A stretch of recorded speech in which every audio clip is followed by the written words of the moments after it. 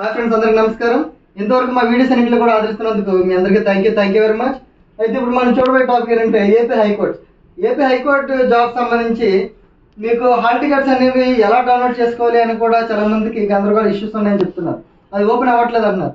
ఏం లేదు, AP high court hall ticket అని జస్ట్ మనం గూగుల్లో ఎంటర్ చేస్తే చేయగానే మీకు అక్కడ వెబ్సైట్ కనిపిస్తుంది. ఆ వెబ్సైట్లో పక్కనే హాల్ టికెట్స్ అని ఇస్తాడు, డౌన్లోడ్ హాల్ టికెట్స్ అని ఇస్తారు. అయితే అది క్లిక్ చేసినప్పుడు మీకు ఓన్లీ 2 ఆప్షన్స్ చూపిస్తుంది. ఏమని? ఒకటి అప్లికేషన్ అని చూపిస్తుంది, ఇంకోటి రిజిస్ట్రేషన్ డీటెయిల్స్ అని చూపిస్తుంది. అని మీరు ఏమనుకుంటారంటే ఇక్కడ హాల్ టికెట్ అనే ఆప్షన్ లేదు కదా అని చెప్పి మళ్ళీ బ్యాక్ వచ్చేస్తున్నారు. కాదు, అక్కడ మై అప్లికేషన్ ఉంది కదా, దాని మీద క్లిక్ చేయగానే మీకు అక్కడ హాల్ టికెట్ అని చెప్పి కూడా మీకు ఆప్షన్ చూపిస్తుంది. అక్కడ హాల్ టికెట్ అని దాని మీద క్లిక్ చేయగానే డౌన్లోడ్ ఆప్షన్ చూపిస్తుంది. అప్పుడు మీరు డౌన్లోడ్ చేసుకోవచ్చు. ఇప్పుడు ఇంకో విషయం ఏంటంటే, కోర్టు పరీక్షల్లో మనకి ముందు ఎగ్జామ్ ప్యాటర్న్ మనకు తెలియాలి. ఇందులో జీకే 45 మార్క్స్ ఇస్తారు.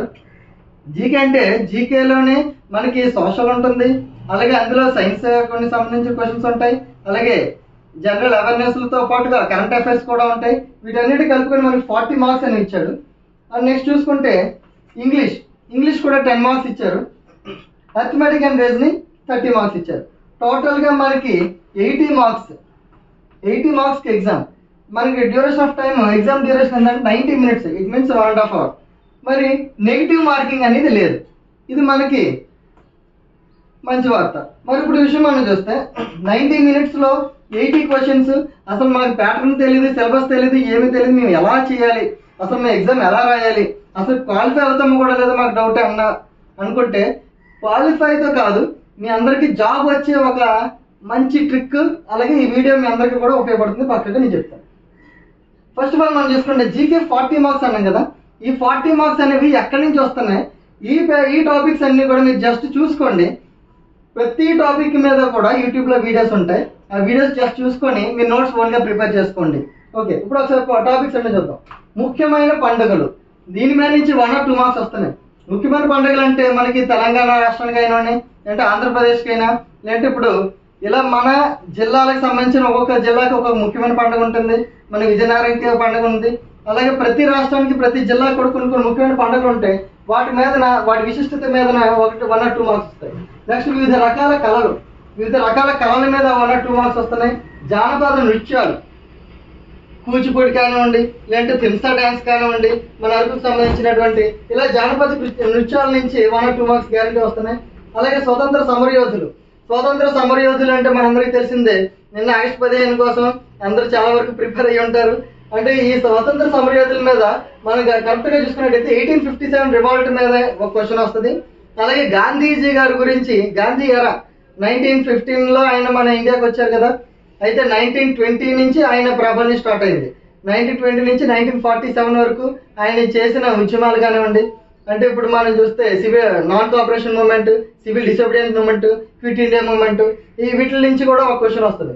Next INC Indian National Congress రాజ్యాంగం, అంటే ఇందులో 1935 చార్టర్ యాక్ట్ నుంచి ఐజీఏ ఇండియన్ గవర్నమెంట్ యాక్ట్ వస్తుంది. లేదంటే మనం అంబేద్కర్ గారు రాసినటువంటి రాజ్యాంగం మీద క్వశ్చన్ రావచ్చు. అందుకే మనకు హక్కులు ఉన్నాయి, ప్రాథమిక హక్కులు కానీ, ప్రాథమిక విధులు కానీ, ఆదేశ సూత్రాలు కానీ, లేదంటే ఇంపార్టెంట్ ఆర్టికల్స్ కానీ, రాష్ట్రపతి ఆర్టికల్స్ కానీ, వీటి నుంచి కూడా మనకి 1 or 2 మార్క్స్ క్వశ్చన్స్ రావచ్చు. నెక్స్ట్ జాగ్రఫీ మనం చూస్తే భౌగోళ శాస్త్రం, అంటే ఇందులో ప్లానెట్స్ గురించి ఇవ్వచ్చు, మన గ్రహాల గురించి, లేదంటే మనం అంటే భూమి ఎక్కడ, అంటే మన గ్లోబ్ లో ఎక్కడ ఉన్నాము, ఉత్తరార్ధగోళంలో ఉన్నామా, అలాగే తూర్పార్ధగోళంలో ఉన్నాం, అది ఏ విధంగా ఉందంటే రేఖాంశాలు బట్టి, అక్షాంశాలు బట్టి ఇలాంటి క్వశ్చన్లు అడగచ్చు. అదేవిధంగా మనం చూస్తే పార్కులు, జాతీయ పార్కుల మీద కూడా మనకి 1 or 2 మార్క్స్ క్వశ్చన్స్ రావచ్చు. అలాగే మనం చూస్తే ముఖ్యమైన దినోత్సవాలు, అండ్ ఫర్ ఎగ్జాంపుల్ మనం చూస్తే April 7 వరల్డ్ హెల్త్ డే, అలాగే మనం చూస్తే March 22 అలాగే వాటర్ డే అని కానీ, ఇలా మనకి ఫారెస్ట్ డే అని కానీ, ఇలా కొన్ని ఇంపార్టెంట్ డేస్ ఉంటాయి. ఆ డేస్ గురించి కూడా మనకి అడుగుతుంటారు. అలాగే అగ్రికల్చర్ సంబంధించి, అంటే నేలల రకాల గురించి కూడా మనకి అడుగుతుంటారు. బ్లాక్ సాయిల్ లో ఎటువంటి పంట ఎక్కువ పండుతుంది, అంటే పత్తి, కాటన్ ఎక్కువ పండుతుంది, అంటే ఇలాంటి విషయాలు. అలాగే లాటరైట్ సాయిల్, ఇలాంటి విషయాలన్నింటినీ కూడా అగ్రికల్చర్ విషయంలో కానీ ప్రతి విషయం మనం చూపిస్తుంటాం. ఏ పంట ఎక్కడ ఎక్కువ ఉత్పత్తి అవుతుంది, వీట్. ఇక్కడ మనం గ్రీన్ రెవల్యూషన్ గురించి కానివ్వండి, గ్రీన్ రెవల్యూషన్ లో ఏ పంటలు ఎక్కువ బాగా ఉత్పత్తి అయ్యాయి, అంటే అందులోని కెమికల్ ఫెర్టిలైజర్స్ ఎక్కువ వాడడం, పంటను ఎక్కువగా అధిక రాబడి రప్పించడం కోసం చేసినటువంటి కానీ, అలాగే ఖరీఫ్, రబీ, జయద్ ఇలాంటి క్రాప్స్ గురించి కూడా వ్యవసాయం పంటల గురించి చూస్తారు. అలాగే వాణిజ్య విభాగం, అలాగే రవాణా విభాగం, ట్రాన్స్పోర్ట్ సిస్టంలో తెలుసు కదా, ఎయిర్వేస్, రోడ్వేస్, వాటర్ వేస్, వీటన్నిటి గురించి కూడా. అలాగే సామాన్య శాస్త్రం మనం చూడొచ్చు. అలాగే సాహిత్యం, లిటరేచర్, నూతన ప్రారంభాలు అంటే ప్రజెంట్ ఏమైనా కొత్తగా ఏమైనా స్టార్ట్ చేసినా, ప్రోగ్రామ్స్ ఏమైనా స్టార్ట్ చేసినా, లేదంటే మనకి నరేంద్ర మోడీ గారికి కానీ రాష్ట్రపతి గారికి కానీ ఏమైనా అవార్డ్స్ ఇచ్చినా, విదేశాల వాళ్ళు ఒక అత్యున్నతమైన అవార్డులు కూడా ప్రకటించారు కదా, వాటి గురించి కానీ, నూతన ప్రమాణాల విషయాలు కానీ, అవార్డులు అంటే స్పోర్ట్స్ లో కూడా వస్తుంటాయి ఇది.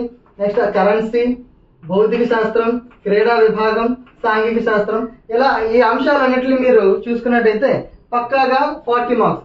అయితే సార్ ఇన్ని మనం చదవాలా అని అంటే మీకు ఇప్పుడు సింపుల్ షార్ట్ కట్ ఒకటి చెప్తాను, దాని నుంచి మరి ఇప్పుడు ఈ విషయాల్లో మనం చూస్తే టోటల్ గా 80 క్వశ్చన్స్ ఉన్నాయి కదా. మీకు సింపుల్ గా చూడండి, 80 క్వశ్చన్స్ నుండి కూడా నో నెగిటివ్ మార్క్స్ లేవు కాబట్టి మనం ఈజీగా మీకు కట్ ఆఫ్ ఒకసారి మనం చూసుకున్నట్టయితే ఓసీకి 65 నుంచి 67 మార్క్స్ వస్తే జాబ్ వస్తుంది ఇందులో. అలాగే బీసీ చూస్తే 62 to 65 ఈ మధ్యలో మనకి. అలాగే ఎస్సీ 60+ లేదా 58+, ఇంకా ఎస్టీలో మనం చూసుకున్నట్టయితే 55+. ఇప్పుడు ఎవరికైనా సరే మార్జిన్ ఈ రేంజ్ లోనే ఉంటుంది. సార్ ఈడబ్ల్యూఎస్ సార్ అంటే బీసీలోనే మనం ఈడబ్ల్యూఎస్ కట్ ఆఫ్ కూడా ఇంచుమించు ఈక్వల్ గా చూసుకోవచ్చు. అయితే బీసీసీకి కొంచెం తక్కువ కట్ ఆఫ్ ఉంటుంది, అంటే ఇంచుమించుగా 58-55 మధ్యలో ఉంటుంది బీసీసీకి. ఇది ఒక్కదాన్ని నేను సెపరేట్ గా రాసి చూపిస్తున్నాను. ఇది కూడా సేమ్. అయితే ఇప్పుడు మనం చూస్తే 80 క్వశ్చన్స్ ఉన్నాయి. ఈజీగా ఎలా క్వాలిఫై అవ్వాలి, ఈజీగా ఎలా మనం మార్క్స్ గెయిన్ చేయాలని ఒకటి చూద్దాం. ఆప్షన్స్ లో ABCD అని 4 ఆప్షన్లు ఉంటాయి. ఈ 4 ఆప్షన్స్ నేను గ్యారంటీగా అయితే చెప్తాను, అంటే ఇన్నే ఉంటాయని అయితే కాదు, కానీ మనం ఇలా రఫ్ గా ఇలా ఇచ్చుకుందాం. 4 కూడా ఇచ్చిన 4 ఆప్షన్స్ లో కూడా 20-20-20-20గా ఇచ్చుకున్నాం. మరి ఇప్పుడు మీకు ఇచ్చిన ట్రిక్ జాగ్రత్త వినండి. మనకి జీకేలో 40 out of 40 క్వశ్చన్స్ లోని మీకు మహా అయితే బాగా తెలిసినవి, ఎంత కష్టమైనా ఎంత ఈజీ అయినా సరే ఒక 6 క్వశ్చన్స్ మీరు రైట్ ఆన్సర్ చేశారు. వచ్చినవి తెలిసినవి ఉన్నాయి, మనకు తెలియని వదిలేండి, బాగా తెలిసిన ఒక 6 క్వశ్చన్స్ వచ్చాయి. నెక్స్ట్ ఇంగ్లీష్ కూడా బేసిక్ మీద ఇస్తాడు కాబట్టి, జీకే ఇంగ్లీష్ కూడా బేసిక్ మీద ఇస్తాడు కాబట్టి ఇంగ్లీష్ 10లో ఎలా లేదన్నా సరే ఒక 4 క్వశ్చన్స్ మీకు తెలిసినవి ఉంటాయి.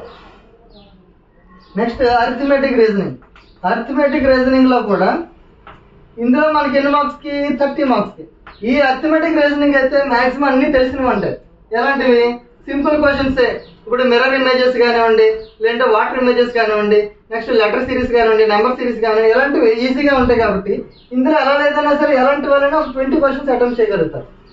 ఇప్పుడు చూద్దాం, అవుట్ ఆఫ్ 40లో ఎన్ని క్వశ్చన్స్ అటెంప్ట్ చేసాం? ఇందులో 6, ఇప్పుడు ఇందులో 4, ఇందులో 20, టోటల్ గా మనకి 30 క్వశ్చన్స్ మాత్రమే వచ్చాయి. మరి 30 మార్క్స్ కి మనకి జాబ్ వస్తుందా అంటే ఇప్పుడు మనం చూస్తే ఇంచుమించుగా 50 మార్క్స్ అనేవి మనకు పోయాయి. 50 మార్క్స్ మనం అటెంప్ట్ చేయలేదు. 50 మార్క్స్ అటెంప్ట్ చేయకపోతే మళ్ళీ జాగ్రత్త చూడండి, మీరు అటెంప్ట్ చేసిన ఈ 30 క్వశ్చన్స్ లో మళ్ళీ ABCDలు రాసుకోండి. ఏలు ఎన్ని పెట్టామనుకుంటారు? రఫ్ గా ఇవ్వండి.